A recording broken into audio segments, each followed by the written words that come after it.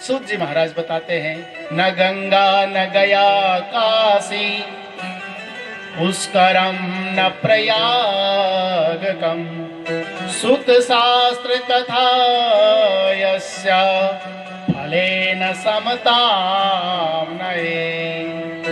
भैया ये मैं नहीं कह रहा हूं, भैया गंगा जी का अपना महत्व तो है, मैं ये नहीं कह रहा हूं गंगा जी का महत्व तो नहीं है, गंगा का अपना बहुत महत्व है। पाप हारनी है मां गंगा, सबको निर्मल करने वाली है, लेकिन महत्व भागवत जी का यहाँ पे बताया।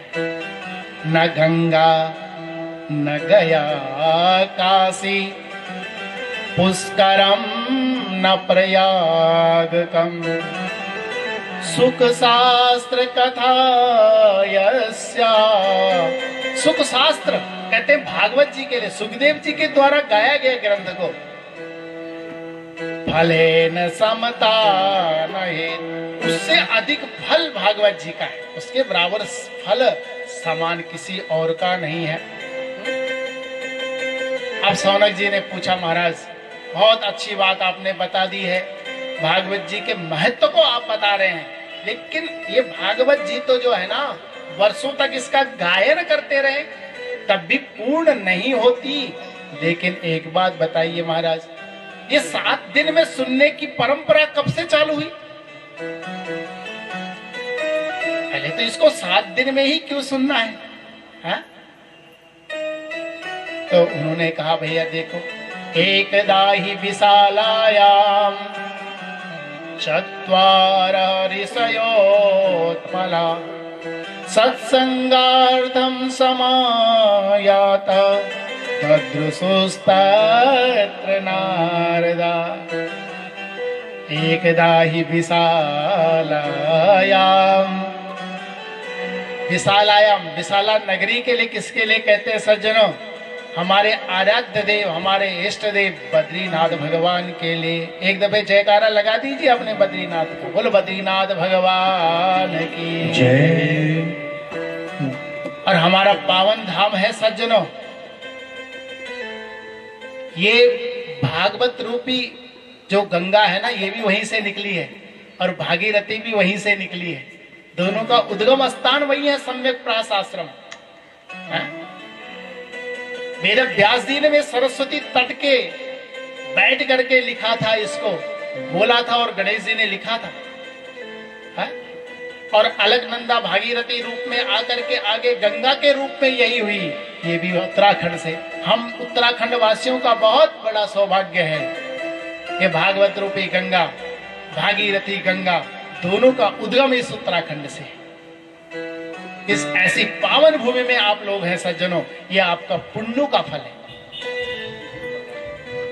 तो ऐसे बद्रिकाश्रम में, तो बद्रीनाथ के बारे में थोड़ा जानना तो हम लोगों को पड़ेगा ही, है? नाम क्यों पड़ा इसका? भगवान नारायण क्या करते हैं सज्जनों? पहले प्रेरणा देते हैं, और प्रेरणा देने के लिए स्वयं करना पड़ेगा ना, और भगवान स्वयं तपस्या करते हैं। स्वयं बद्रिकाश्रम में आकर के भगवान ने तपस्या की, और एक रूप में अभी भी कर रहे हैं। नर नारायण पर्वत आपने देखे होंगे, वहां पे आज भी तपस्या में ली।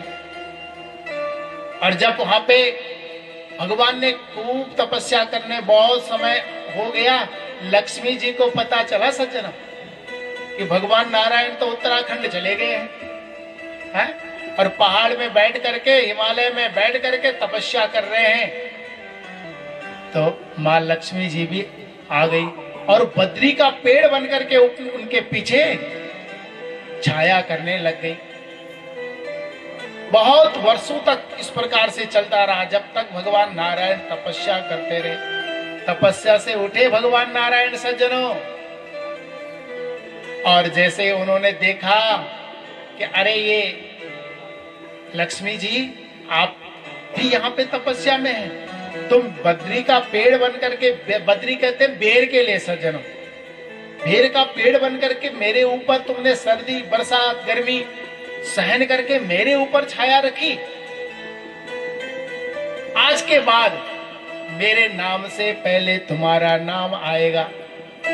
और इसीलिए हम कहते हैं ना भगवान ने क्या कहा, बोले आज के बाद जो है मेरे नाम की पहले, तो हम कहते हैं बद्रीनाथ भगवान की, जो बद्री के नाथ है, ऐसे भगवान नारायण की जय, है ना। और दूसरा कहते हैं हम बद्री विशाल। बद्री विशाल क्यों कहते हैं सज्जनों? देखो, एक हमारा विशाल नाम का राजा था, उसने भी वहां पे घोर तपस्या की। घोर तपस्या करके जब भगवान बहुत काल के बाद प्रकट हुए ना, तो तब उन्होंने जो है वरदान मांगने को कहा। तो विशाल नाम के राजा ने कहा, प्रभु मेरे को तो जो है धैर्य था, मैं आपका चिंतन करता रहा, आपने दर्शन दे दिए, लेकिन कलयुग में लोगों के पास धैर्य की कमी होगी, वो इतनी देर तपस्या नहीं कर पाएंगे। बोले जो बद्री विशाल में आ जाएगा साक्षात उसको मेरे दर्शन हो जाएंगे, ये वरदान है मेरा। उन्होंने वही वरदान मांगा था कि जो आ जाए तो उसको दर्शन मिल जाए।